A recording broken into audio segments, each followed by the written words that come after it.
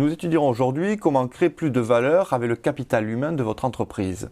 Donc, nous aborderons ce thème en plusieurs points essentiels. Le premier, nous définirons ce qu'est le capital humain. Puis nous évoquerons quelle est la démarche de mise en place d'une politique de management de capital humain. Nous en verrons par la suite les avantages, les facteurs clés de succès, mais également les points de vigilance. Et nous conclurons sur un conseil pratique sur le sujet. Donc pour en parler avec nous aujourd'hui, Michel Fourmy, bonjour. Bonjour. Donc vous dirigez un cabinet spécialisé dans le management en capital humain et en création de valeur. Tout à fait. Donc à ce titre, vous accompagnez de nombreux chefs d'entreprise, mais également des DRH, dans leurs problématiques de gestion de ressources humaines, de projets de ressources humaines, mais également de stratégie d'entreprise. Donc, étant donné que vous êtes un spécialiste du capital humain, pouvez-vous nous dire dans un premier temps, quelle est cette notion, qu'est-ce que cela signifie ? Alors, qu'est-ce que signifie la notion de capital humain ? Il faut juste repartir de la notion de ressources humaines. Passer des ressources humaines au capital humain, c'est passer finalement de la gestion d'une ressource qui fait partie du processus de création de valeur de l'entreprise. Et passer au capital humain, c'est considérer que ces ressources humaines sont l'objet même de la création de valeur dans l'entreprise. C'est-à-dire qu'elles ont un rôle direct sur la création de valeur au sein de l'entreprise. Alors justement, qu'est-ce que cela change par rapport à la gestion des ressources humaines plus traditionnelle, comme vous l'évoquiez ?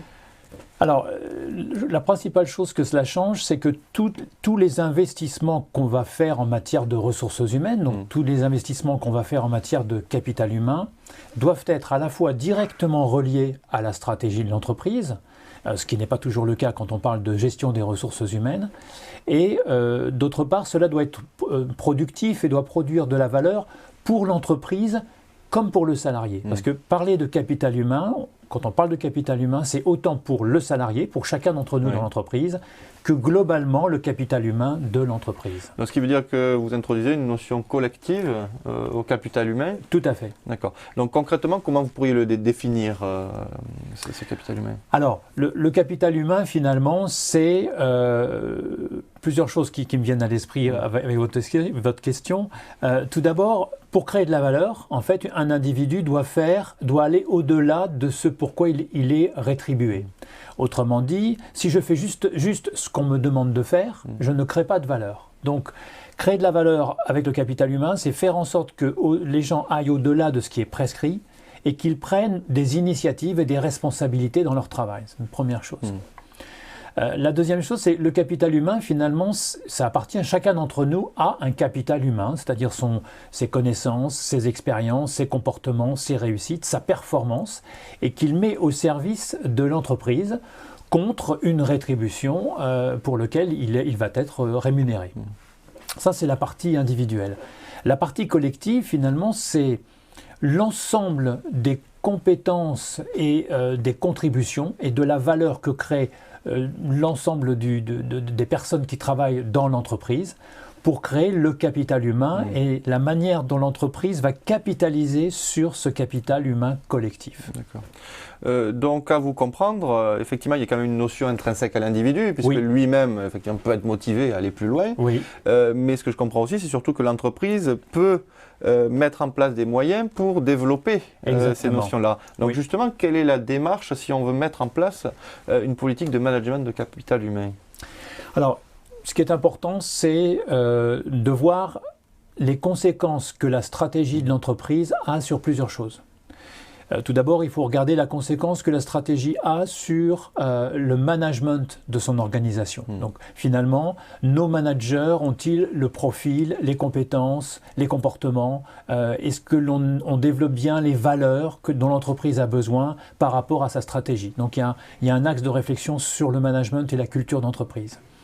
Et deuxièmement, il y a un axe de réflexion sur la politique sociale, c'est-à-dire est-ce que ce que je mets en place dans mon entreprise va bien m'aider à contribuer à développer le capital de chacun et le capital collectif. Alors ça veut dire réfléchir à la conséquence de la stratégie sur les principaux processus de management du capital humain, que sont la professionnalisation, l'évaluation, la mise en place de systèmes d'objectifs individuels et collectifs, les parcours professionnels, la mobilité, bref, tout ce qui va toucher les processus de management du capital humain. Donc effectivement, il y a une implication forte du dirigeant qui doit se mettre en place qui intervient dans cette politique de management. La place du dirigeant est incontournable. Aujourd'hui, le capital humain et le management du capital humain est encore peu développé dans les entreprises parce qu'il y a des freins dans l'organisation, il y a des freins dans les habitudes de management. Donc, sans la volonté du dirigeant, une politique sociale liée au management du capital humain ne peut pas se mettre en place. C'est la première chose. Et la deuxième chose, c'est qu'il faut que son comité de direction, alors ça peut être 2 personnes ou 3 personnes, mais ça peut être aussi une dizaine ou une quinzaine de personnes selon la taille de l'entreprise. Il faut que le comité de direction et la direction des ressources humaines en particulier soient partie prenante de la conduite de l'ensemble des changements qu'il faut mettre en place pour avoir un capital humain, un management du capital humain efficace. Efficace. Donc, ce qui veut dire que finalement, quels sont les avantages concrets et visibles? Est-ce que ce sont des avantages court-termistes, moyens ou long-termistes? Ce sont surtout des avantages moyen et long terme. C'est toute la difficulté pour une entreprise, votre question est pertinente, parce que toute la difficulté de l'entreprise, c'est de faire cohabiter des besoins de résultats court terme avec des besoins de résultats moyen et long terme. Et gérer des ressources humaines, c'est gérer une variable d'ajustement à court terme.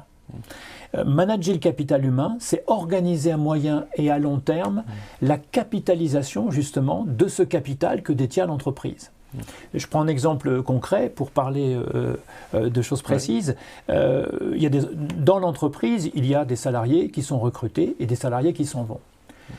Chaque fois qu'un salarié s'en va, un DRH, un dirigeant devrait se demander: est-ce que j'ai réussi à capitaliser tout ce que ce salarié a apporté à mon entreprise? Ou bien est-ce qu'il part avec finalement tout son savoir, tout son capital humain? Et donc ça, c'est un point qui est très important. Le turnover est normal dans une organisation, mais s'il n'est pas géré et si la capitalisation du capital humain qui s'en va n'est pas faite, on perd de la valeur dans l'entreprise. Voilà un exemple précis de travail. Donc concrètement, en tant qu'avantage, c'est quoi? Ça veut dire quoi? C'est de la transmission de savoir-faire qu'il doit Tout à fait, oui. Ça se passe par quels moyens, quels outils? Alors, ça va être, on va capitaliser les connaissances, mais on va aussi, par exemple, capitaliser les savoir-faire. Je prends l'exemple par exemple d'un plateau d'accueil téléphonique. On sait très bien que c'est un métier qui est très compliqué, qui est très difficile. Il y a des gens qui sont doués, qui trouvent des manières de traiter les objections, de répondre aux questions des clients de manière qui sont tout à fait intéressantes et justement qui créent eux de la valeur. Le jour où ils s'en vont, si je n'ai pas capitalisé ce savoir-faire, je vais perdre de la valeur dans l'entreprise. Donc la question, c'est comment j'organise effectivement cette capitalisation de la connaissance. Par la remontée d'informations, etc. La remontée d'informations et tout un travail de structuration de l'information. Voilà. Alors justement, quels sont les facteurs clés de succès pour y arriver et quels sont les points de précaution, de vigilance? Alors, les facteurs clés de succès, on en a cité 2 tout à l'heure avec l'implication du dirigeant et de son comité de direction. C'est 2 choses qui sont très importantes. La deuxième chose, je pense que c'est une question aussi de culture dans l'entreprise. Donc il faut que tous les managers, y compris le manager de premier niveau, aient cette culture du capital humain. C'est-à-dire qu'il ait cette culture de se dire: non seulement je dois aider chacun à développer son capital humain, donc ses compétences, son savoir-faire, ses expériences, et en même temps, chaque fois que je le fais, il faut que je pense à la manière de conserver cette valeur ajoutée dans l'entreprise. Ça, c'est un autre élément qui est très important. Et l'autre chose qui est un levier efficace de management du capital humain sont la qualité des systèmes d'évaluation. Les systèmes d'évaluation sont faits généralement pour mettre en place des systèmes de distribution de rémunération complémentaire, de reconnaissance par la promotion, par exemple, etc. Donc, souvent, ces systèmes d'évaluation ne sont pas forcément ni équitables, ni bien communiqués, avec des outils qui sont peu faciles d'accès pour les managers. Donc, il y a là un levier intéressant pour mettre en place des systèmes d'évaluation qui permettent de valoriser le capital humain individuel et collectif. Donc, de par votre expérience, quelle est l'incidence de la taille d'une entreprise sur la mise en place d'une politique de management de capital humain? Alors, dans mon expérience, ce dont je me suis rendu compte, c'est que les plus petites entreprises font souvent du management du capital humain comme M. Jourdain sans le savoir. Donc, ils en ont la culture. Ils en ont certaines pratiques, mais ce n'est pas bien organisé. Donc dans des petites structures, souvent ce qu'il manque, c'est d'avoir une organisation autour de cet objectif de management du capital humain. Les difficultés en fait commencent à partir du moment où dans une entreprise on a 2, 3 niveaux hiérarchiques. Alors non pas que les managers créent des problèmes, c'est pas ça, c'est que la communication, l'organisation, le management deviennent complexes à partir de 2 ou 3 niveaux. Donc c'est à partir de ce moment-là qu'il faut être particulièrement vigilant pour mettre en place des dispositifs et des processus de management du capital humain.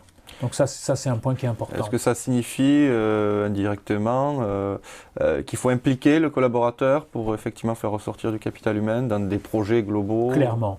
Le collaborateur finalement, pour créer de la valeur pour l'entreprise, le collaborateur, il faut qu'il soit motivé et il faut qu'il soit engagé. Il faut que le collaborateur, il aille au-delà de ce qu'on lui demande de faire. C'est-à-dire qu'il soit capable de traiter une situation, pas simplement dans un périmètre restreint, à la tâche, mais de voir ça dans l'organisation dans laquelle il est. S'il répond à une question d'un client, eh bien, il doit voir les conséquences de sa réponse dans l'entreprise. Donc il faut qu'il ait une vision globale de l'ensemble des fonctions de l'entreprise, des besoins de l'entreprise et donc de la stratégie de l'entreprise. Donc l'individu, oui, bien sûr, et puis l'encadrement, toujours l'encadrement qui a un rôle extrêmement important pour accompagner, communiquer auprès des salariés et puis organiser, je reviens à ce point-là, organiser la capitalisation. Est-ce que cela signifie que le management du capital humain, je dirais, peut s'appliquer quel que soit le type d'organisation ou de management au sein de l'entreprise? Oui. Oui, sans aucune hésitation. Je pense qu'il y a de la valeur à aller chercher dans toutes les entreprises. Il y a un point de vigilance sur lequel on peut attirer l'attention de nos dirigeants et de nos DRH. C'est l'écart d'être vigilant à l'écart qu'il y a entre la culture de l'entreprise aujourd'hui et la culture qu'il faut globalement pour mettre en place un management du capital humain. Et là, il faut être vigilant à ce que l'écart ne soit pas trop important et il faut vraiment respecter des étapes pour que ça fonctionne bien. Donc on voit quand même qu'il s'agit d'une vraie démarche, qui a besoin d'une implication, surtout de la direction. Oui. Donc finalement, est-ce qu'elle peut faire partie d'une démarche de RSE et si oui, est-ce qu'elle est également utile dans une démarche de certification ISO notamment? Oui. Alors, effectivement, dans la responsabilité sociale et environnementale des entreprises, il y a le mot social. Et dans cette partie responsabilité sociale des entreprises, on réfléchit de plus en plus à la partie ressources humaines et donc à la partie capital humain. Et on y réfléchit avec un versant collectif et un versant individuel. Donc les entreprises de notation, RSE par exemple, se penchent sur cette question et on sait très bien que quand une entreprise est rachetée par une autre entreprise, c'est le management du capital humain et la fusion des 2 capitaux humains de chacune des entreprises qui va faire la réussite de cette fusion. Sur l'aspect ISO, donc il y a une norme qui existe, qui est la ISO 26000, qui est une norme ressources humaines dans laquelle il y a un certain nombre de critères qui est en train d'évoluer aujourd'hui vers des critères plus orientés vers le capital humain qu'elle ne l'est encore aujourd'hui. Donc on est sur une phase où là aussi les normes ISO sont en train de se transformer. On ne rentre pas dans les détails, vous avez un module spécifique sur les normes. Pour conclure, finalement, est-ce que vous aurez un conseil pratique pour un chef d'entreprise notamment, ou un DRH qui souhaiterait envisager une telle démarche? Oui. Par mes convictions que j'ai sur le management du capital humain, je dirais aux dirigeants, ne vous demandez pas s'il faut que vous rentriez dans ce management du capital humain, il faut que vous le fassiez. Par contre, faites-le en mettant en place un plan d'action dans lequel vous intégrez la capacité de changement de l'entreprise, des salariés, du management. Donc la question n'est pas est-ce qu'il faut, c'est oui, la question c'est du comment. Comment le faire. Michel Fourmy, merci beaucoup. Avec grand plaisir. Merci.